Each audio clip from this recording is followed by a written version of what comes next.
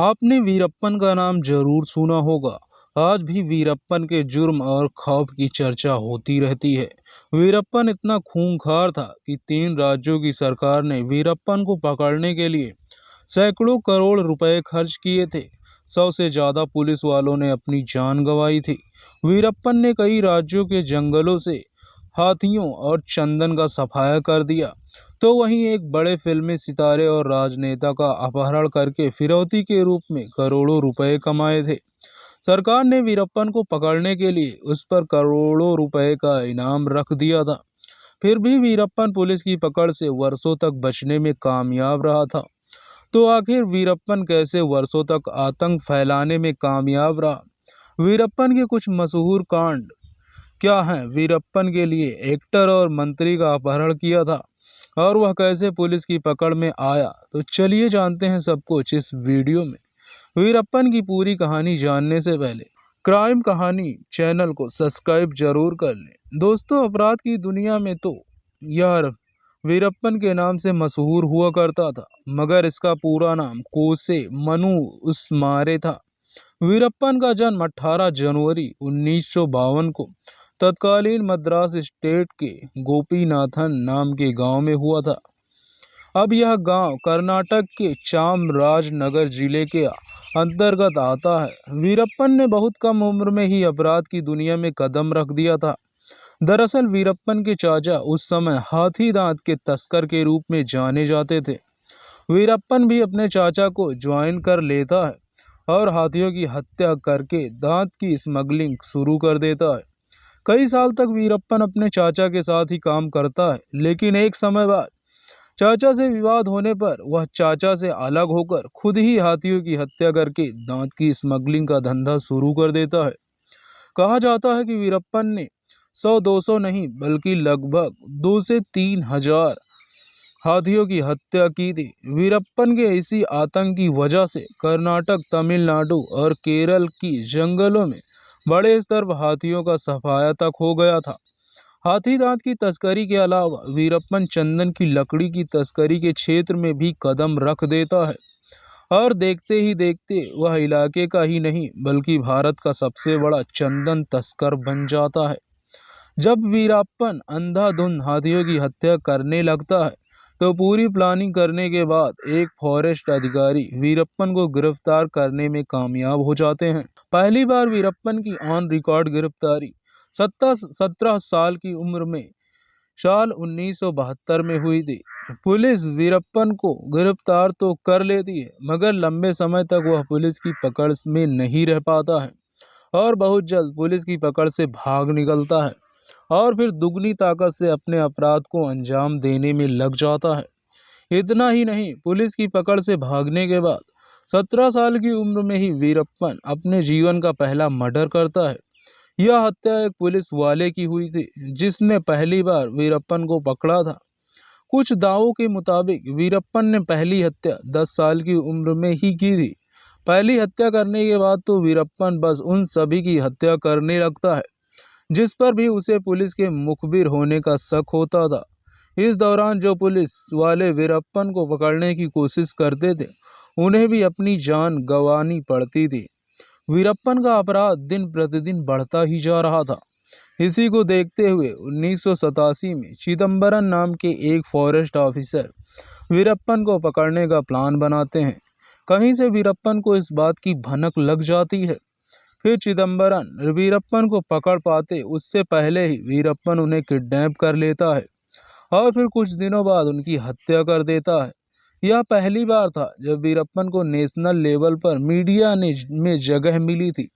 जब वीरप्पन का आतंक हद से ज़्यादा बढ़ जाता है, तो अब वीरप्पन को पकड़ने की जिम्मेदारी senior IFS officer P Srinivas को दी जाती है। कहा जाता है कि पी श्रीनिवास ने पूरी प्लानिंग करने के बाद आखिरकार वीरप्पन को गिरफ्तार कर लिया था। मगर वीरप्पन इतना शातिर था कि जब श्रीनिवास वीरप्पन को पुलिस जेल लेकर जा रहे होते हैं, तभी वीरप्पन आसपास बैठे पुलिस वालों से कहता है कि उसे बहुत तेज से सर दर्द हो रहा है, इसीलिए उसे सर पर रखने के लिए तेल चाहिए। आसपास बैठे पुलिस वाले ज़्यादा दिमाग नहीं लगाते हैं और वह वीरप्पन से कहे अनुसार वीरप्पन को सर में रखने के लिए तेल दे देते हैं। मगर वीरप्पन बड़ी चालाकी से उस तेल को सर में न रखकर बड़ी सावधानी से अपने हाथ में मल लेता है और फिर चुपके चुपके हथकड़ी को सरका कर हाथ से निकाल लेता है और फिर पुलिस वालों की पकड़ से भाग निकलने में कामयाब हो जाता है।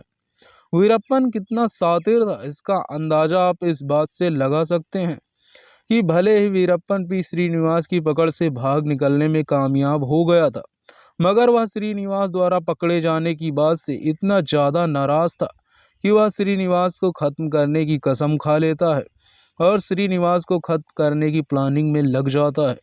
प्लानिंग के तहत वीरप्पन अपने छोटे भाई अर्जुन को अपने साथ मिला लेता है और इससे कहता है कि किसी तरह तुम पी श्रीनिवास को यह यकीन दिला दो कि मैं सरेंडर करने वाला हूँ।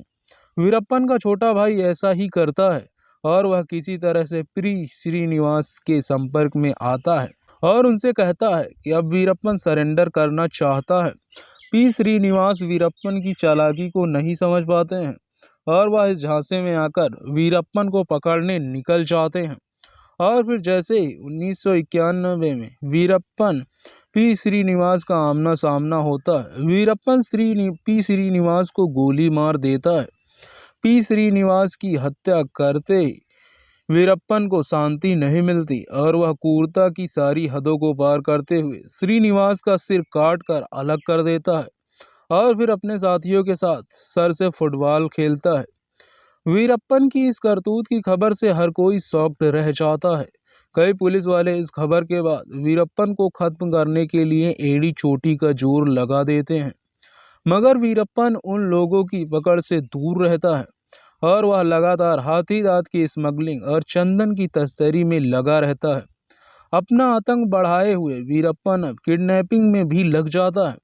वैसे तो छोटी मोटी किडनैपिंग वीरप्पन काफ़ी समय से कर रहा था, मगर 1991 में वीरप्पन कर्नाटक के एक बड़े ग्रेनाइट खदान के मालिक के बेटे का अपहरण कर लेता है और फिरौती के रूप में 1 करोड़ रुपए की डिमांड करता है। कई दौर की बातचीत के बाद 15 लाख फिरौती के एवज में वीरप्पन उस बिजनेसमैन के बेटे को आज़ाद करता है। अब तक तमिलनाडु और कर्नाटक सरकार भी वीरप्पन से बहुत ज़्यादा तंग आ चुकी थी और किसी भी हाल में वीरप्पन को खत्म करना चाहती थी। इसीलिए एक स्पेशल टास्क फोर्स बनाई जाती है जिसका काम बस वीरप्पन को पकड़ना था। पी श्रीनिवास की हत्या के बाद सीनियर आईपीएस अधिकारी टी हरिकृष्णा वीरप्पन को पकड़ने का जिम्मा अपने हाथ में लेते हैं। यह लगातार वीरप्पन पर नज़र रखना शुरू कर देते हैं। इस बात की खबर वीरप्पन को भी लग जाती है और फिर साजिश के तहत अगस्त 1992 में वीरप्पन आईपीएस अधिकारी टी कृष्णा की भी हत्या कर देता है। कुछ समय बाद वीरप्पन शकील अहमद नाम के एक और बड़े पुलिस अधिकारी को थाने में हमला करके 5 अन्य पुलिस वालों के साथ मार देता है।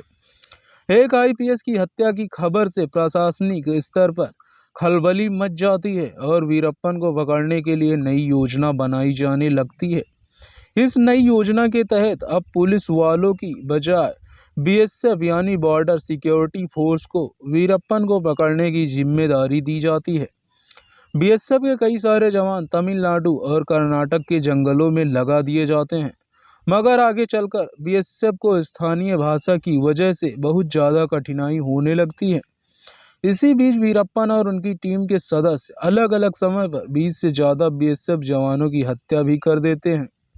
आखिरकार तमिलनाडु सरकार के विरोध की वजह से बीएसएफ को जंगल से हटाना पड़ता है। बीएसएफ के बाद वीरप्पन को पकड़ने का जिम्मा गोपाल कृष्ण नाम के एक अधिकारी अपने हाथ में लेते हैं। इस बात की जानकारी वीरप्पन को लग जाती है कि गोपाल कृष्ण ने उसे पकड़ने का जिम्मेदारी ली है।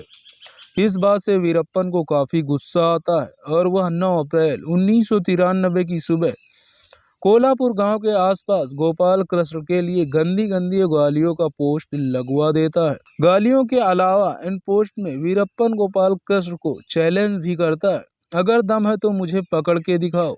इस पोस्टर के अलावा वीरप्पन पुलिस मुखबिर होने के शक के पास के ही एक आम नागरिक की हत्या कर देता है। पोस्टर और हत्या की खबर के बाद गोपाल कृष्ण जल्द से जल्द वीरप्पन को पकड़ने के लिए पूरे दल बल के साथ मुखबिर द्वारा बताए गए जंगल की तरफ निकल पड़ते हैं। इस बार गोपाल कृष्ण लगभग 43 पुलिस वालों के साथ वीरप्पन को पकड़ने जा रहे थे। अभी गोपाल कृष्ण का काफिला कुछ ही दूर पहुंचा था कि पलार पुल पर पहुंचकर गोपाल कृष्ण की जीप खराब हो जाती है।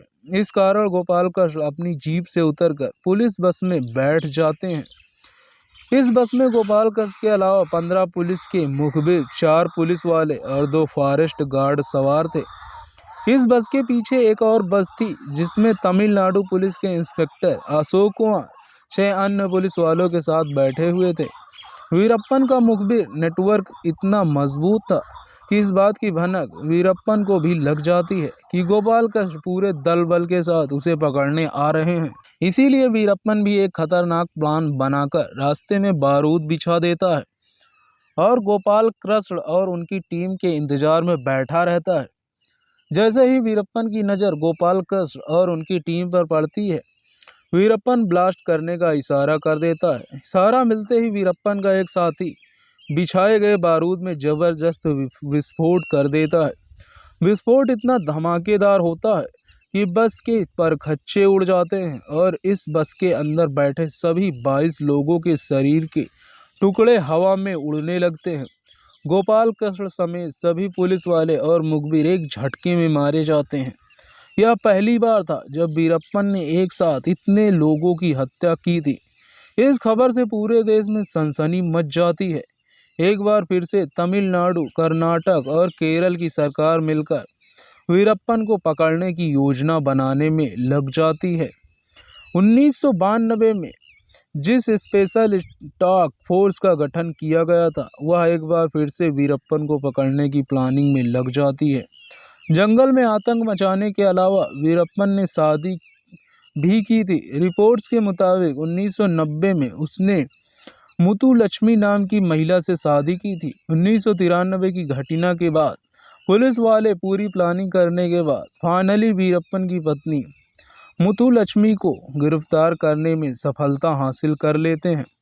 मुथुलक्ष्मी का वीरप्पन की सहायता करने का आरोप लगाया जाता है। इसके अलावा कई अन्य धाराओं के तहत मुथुलक्ष्मी पर FIR दर्ज की जाती है, मगर आगे चलकर मुथुलक्ष्मी को सभी आरोपों से मुक्त करते हुए रिहा कर दिया जाता है। इधर वीरप्पन अब भी पुलिस की पकड़ के बाहर ही रहता है और अपनी मर्जी के मुताबिक हाथियों की हत्या, चंदन की तस्करी और पुलिस वालों से लेकर आम लोगों की हत्या करना जारी रखता है। वीरप्पन यह सब जरूर कर रहा था, मगर अब उसके मन में भी पुलिस का खौफ बैठ गया था। यही वजह थी कि जब 1992 में वीरप्पन के घर एक बेटी का जन्म होता है, तो कुछ समय तक तो वीरप्पन अपनी बेटी को संभाल कर रखता है, मगर रात के समय जब बेटी रो रही थी तो उसके रोने की आवाज़ जंगल में काफ़ी दूर तक जाती थी। इस कारण वीरप्पन को डर सताने लगता है कि बच्ची के रोने की आवाज़ सुनकर शायद पुलिस उस तक आ सकती है। इसीलिए एक रात वीरप्पन अपनी बेटी का गला दबाकर उसकी हत्या कर देता है। 1993 में वीरप्पन की बेटी का सड़ा गला कर्नाटक के जंगल में मिलता है। अप्रैल 1993 में पुलिस वाले और पुलिस मुखबिर समेत धमाके से 22 लोगों की हत्या करने के बाद 24 मई 1993 को वीरप्पन और उसके गैंग वाले 6 और पुलिस वालों की हत्या कर देते हैं, जो वीरप्पन को पकड़ने की कोशिश में लगे हुए थे। अब तमिलनाडु सरकार खुद ही BSF और STF की तैनाती आसपास के जंगलों में कर देती है। कई महीनों की मेहनत के बाद एक दिन BSF और STF की वीरप्पन के गैंग की जानकारी हाथ लगती है। इसके बाद पुलिस और वीरप्पन गैंग दोनों का एनकाउंटर होता है और इस एनकाउंटर में वीरप्पन गैंग के 6 आदमी मारे जाते हैं, जबकि पुलिस वाले 9 गैंग मेंबर को गिरफ्तारी मिलती है। कहा जाता है कि मारे गए और गिरफ्तार किए गए लोग किसी भी तरह से पुलिस को सहयोग करने से मना कर रहे थे। मारे गए लोगों के परिवार वाले सरकार से किसी भी तरह का मुआवजा लेने से मना कर देते हैं, क्योंकि वीरप्पन ने उनसे ऐसा करने के लिए कहा था। बदले में वीरप्पन मारे गए लोगों के परिवार वालों को मोटी रकम देता है। 1993 के अलावा 1994 में भी वीरप्पन कई पुलिस वालों को मौत के घाट उतार देता है। 1995 में 3 फॉरेस्ट अधिकारी को किडनैप कर लेता है, जबकि 1996 में वीरप्पन और इसके गैंग के साथ एनकाउंटर में कम से कम 19 पुलिस वाले मारे जाते हैं। 1996 में ही वीरप्पन का पता लगाने के लिए पुलिस वाले वीरप्पन के भाई अर्जुनन को गिरफ्तार करते हैं। वीरप्पन का भाई कथित तौर पर पुलिस कस्टडी में ही आत्महत्या कर लेता है। इस बात का बदला लेने के लिए वीरप्पन एक पुलिस अधिकारी और कांस्टेबल को मौत के घाट उतार देता है। अगले साल ही वीरप्पन कई पुलिस वाले और पत्रकार समेत कुछ फोटोग्राफर को भी किडनैप करता है। कुछ को मार देता है तो कुछ को पुलिस वालों के एनकाउंटर के बाद छोड़ देता है। कुछ मिलाकर 1990 से लेकर वीरप्पन पैसों के लिए लोगों को किडनैप भी करता है। कथित तौर पर कई बार सरकार की जोर से अनऑफिशियल तरीके से वीरप्पन को फिरौती की रकम भी दी गई थी। वीरप्पन ने अपने कैरियर की सबसे बड़ी किडनैपिंग 30 जून साल 2000 में की थी। यह किडनैपिंग किसी और की नहीं बल्कि कन्नड़ सिनेमा के सुपरस्टार राजकुमार की थी। आप बस इतना समझ लीजिए, जो हैसियत आज अमिताभ बच्चन की थी, कुछ वैसी ही हैसियत राजकुमार की कन्नड़ सिनेमा में थी। राजकुमार की किडनैपिंग की खबर से कर्नाटक में हड़कंप मच जाता है। बड़े स्तर पर बंद बुलाया जाता है और लोग राजकुमार के लिए सड़कों पर उतर जाते हैं। बेंगलुरु समेत कई हिस्सों में बड़े स्तर पर हिंसा की खबरें आती हैं। हालात जब नियंत्रण के बाहर जाने लगते हैं, तब कर्नाटक सरकार मदद के लिए तमिलनाडु सरकार से संपर्क करती है और फिर वीरप्पन तथा कर्नाटक सरकार के बीच बातचीत के लिए एक पत्रकार को नियुक्त किया जाता है। राजकुमार को छोड़ने के बदले में वीरप्पन सरकार से मांग करता है कि कावेरी जल विवाद में तमिलनाडु के हित को प्राथमिकता दी जाए। कर्नाटक में तमिल को सेकेंड ऑफिशियल लैंग्वेज का दर्जा दिया जाए। इसके अलावा वीरप्पन तमिलनाडु की जेलों में बंद कुछ कैदियों को भी रिहाई की मांग करता है। दावों के मुताबिक कई राउंड की बातचीत के बाद फाइनली अपहरण के 108 दिन बाद राजकुमार को वीरप्पन द्वारा रिलीज कर दिया जाता है। पहले तो सरकार किसी भी तरह की फिरौती देने के दावों से इनकार करती है, मगर बाद में खुलासा होता है कि राजकुमार को छोड़ने के लिए वीरप्पन को कर्नाटक सरकार द्वारा 20 करोड़ की फिरौती दी गई थी। इस किडनैपिंग के बाद वीरप्पन की अगली बड़ी किडनैपिंग साल 2002 में देखने को मिली। 25 अगस्त 2002 को वीरप्पन कर्नाटक सरकार के पूर्व मंत्री एच नागप्पा को किडनैप कर लेता है। नागप्पा 1996 से 1999 तक कर्नाटक सरकार में मिनिस्टर थे। मंत्री जी को छोड़ने के लिए वीरप्पन कथित तौर पर मोटी रकम की डिमांड करता है। इस बार सरकार कोई भी रकम देने से मना कर देती है। मंत्री जी को छुड़ाने के लिए इस बार कर्नाटक पुलिस पहले तमिलनाडु पुलिस के साथ मिलकर काम करती है और फिर केरल पुलिस की भी मदद ली जाती है। पूरी प्लानिंग के बाद तीनों राज्यों की पुलिस द्वारा संयुक्त रूप से वीरप्पन के खिलाफ अभियान चलाया जाता है और वीरप्पन के गैंग के साथ इसका एक एनकाउंटर भी होता है। इस एनकाउंटर में पुलिस वाले नागप्पा को छुड़ाने में नाकाम रहते हैं और फिर किडनैपिंग के 3 महीने बाद नागप्पा की लाश कर्नाटक के जंगल में मिलती है।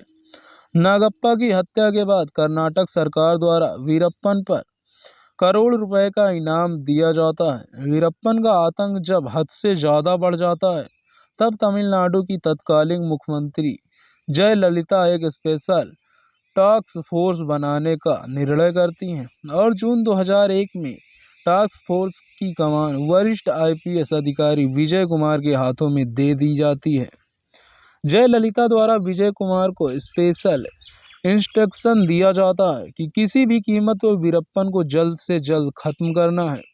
अब तक वीरप्पन को पकड़ने की कोशिश में 100 से ज़्यादा पुलिस वाले अपनी जान से हाथ धो बैठे थे।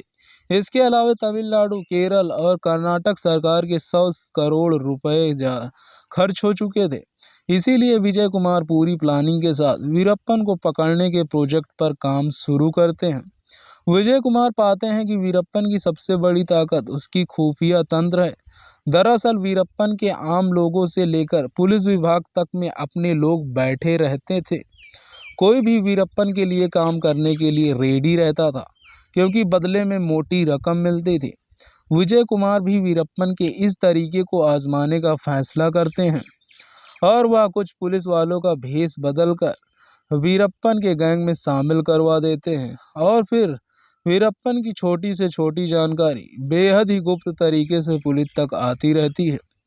वीरप्पन अक्सर इंटरव्यू दिया करता था और अपने recorded audio video tape media outlets को भेजा करता था क्योंकि वीरप्पन को पॉलिसिटी का बहुत ज़्यादा शौक था। विजय कुमार वीरप्पन की इन्हीं इंटरव्यू का गहराई से एनालिसिस करना शुरू करते हैं तो एक इंटरव्यू में पाते हैं कि वीरप्पन को हाथ में पेपर लेकर कुछ दिक्कत हो रही है। जब एक्सपर्ट डॉक्टर की राय ली जाती है तो वह अंदाज़ा लगाते हैं कि शायद वीरप्पन की आंख में कोई समस्या है।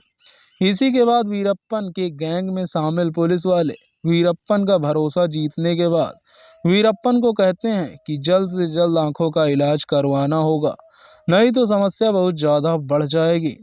किसी तरह भरोसे में लेने के बाद वीरप्पन बाहर जाकर इलाज करने के लिए राजी हो जाता है, मगर पहुंचाए जाने के डर से वीरप्पन अपना भेष बदल लेता है। वीरप्पन को अपनी मूंछों में बहुत ज़्यादा प्यार था, मगर पहचाने जाने के डर से वह अपनी मूछें कटवा लेता है। फिर प्लानिंग के तहत अपने 3 साथियों के साथ जंगल से निकलकर वीरप्पन मुख्य सड़क पर आता है और पहले से खड़ी एक एम्बुलेंस में बैठ जाता है। यह एम्बुलेंस वीरप्पन के गैंग में शामिल पुलिस वालों ने ही की थी, वहां पर खड़ी की थी। वीरप्पन को इस बात की जरा भी भनक नहीं लगती है कि जिस एम्बुलेंस में वह बैठ रहा है उसका ड्राइवर पुलिस वाला ही है। बस अपने साथियों के साथ आराम से एम्बुलेंस में बैठ जाता है और एम्बुलेंस तेज गति से आगे की ओर बढ़ने लगती है। सब कुछ पहले से ही प्लान था, इसीलिए जहां पर पहले से विजय कुमार अपने साथियों के साथ घात लगाकर बैठे हुए थे, वहां पर पहुंचते ही एम्बुलेंस का ड्राइवर अचानक से एम्बुलेंस रोक देता है और वह एम्बुलेंस से कूदकर दूसरी तरफ भाग जाता है। फिर दूसरी तरफ से एक आवाज़ सुनाई देती है, वीरप्पन, पुलिस ने तुम्हें चारों तरफ से घेर लिया है, अच्छा है कि तुम हथियार डाल दो। जवाब में एम्बुलेंस के अंदर से गोली चलती है। एक गोली चलते ही बाहर मौजूद पुलिस वाले अंधाधुंध फायरिंग करना शुरू कर देते हैं और यह फायरिंग अगले 20 मिनट तक होती रहती है। रिपोर्ट्स के मुताबिक 20 मिनट में पुलिस की ओर से 338 राउंड की फायरिंग की जाती है। थोड़ी देर बाद जब एम्बुलेंस के अंदर भी फायरिंग बंद हो जाती है और कुछ भी एक्टिविटी नज़र नहीं आती तो विजय कुमार एम्बुलेंस के अंदर जाते हैं तो देखते हैं कि उसमें 3 साथी मरे हुए थे। इसके बाद भी पुष्टि के लिए इन सभी की लाश को एम्बुलेंस के सहारे पास के ही अस्पताल भेजा जाता है। यहाँ वीरप्पन समेत उसके साथियों को मृत घोषित कर दिया जाता है। वीरप्पन और गैंग का चैप्टर भले ही बंद हो गया था, मगर उसके परिवार में वीरप्पन की बेटियां अभी भी हैं। आपको जानकर हैरानी होगी कि वीरप्पन की 2 बेटियां हैं, जिसमें से एक बेटी विद्या रानी वीरप्पन ने 2020 में भारतीय जनता पार्टी यानी बीजेपी ज्वाइन की थी और फिर बहुत जल्द विजय रानी को बीजेपी यूथ विंग का उपाध्यक्ष भी बना दिया गया था। भाजपा द्वारा वीरप्पन की बेटी को पार्टी में शामिल करने के फैसले की कई लोगों द्वारा आलोचना की गई थी। कुल मिलाकर बात करें तो वीरप्पन ने अपने जीवन भर में लगभग 180 लोगों की हत्या की, जिसमें अधिकतर पुलिस वाले थे। वीरप्पन पर लगभग 2 से 3 हजार हाथियों की हत्या का मामला दर्ज है। इसके अलावा वीरप्पन ने चंदन की तस्करी से लगभग 50 करोड़ की संपत्ति बनाई थी। आज के हिसाब से देखें तो वीरप्पन को पकड़ने में लगभग 50 करोड़ खर्च हुए थे। तमिलनाडु, कर्नाटक और केरल सरकार द्वारा वीरप्पन के सर पर रखे गए इनाम की राशि की बात करें तो आज के हिसाब से यह राशि 50 करोड़ से ज़्यादा होती है। दोस्तों, यह पूरी कहानी जानने के बाद आप क्या कहना चाहेंगे कमेंट बॉक्स में ज़रूर बताएं। अगर आपको हमारी मेहनत पसंद आई हो तो वीडियो को लाइक करते हुए शेयर ज़रूर करें। क्राइम की इस दुनिया से जुड़ी ऐसी ही कहानियाँ चैनल पर आपको मिलती रहेंगी। सब्सक्राइब करके इस बेल आइकन ज़रूर दबा लें। अब रात की इस दुनिया से जुड़ी ऐसी ही कहानियों के लिए हमारे साथ लगातार जुड़े रहें। धन्यवाद। मिलते हैं इसी तरह की अगली कहानियों में।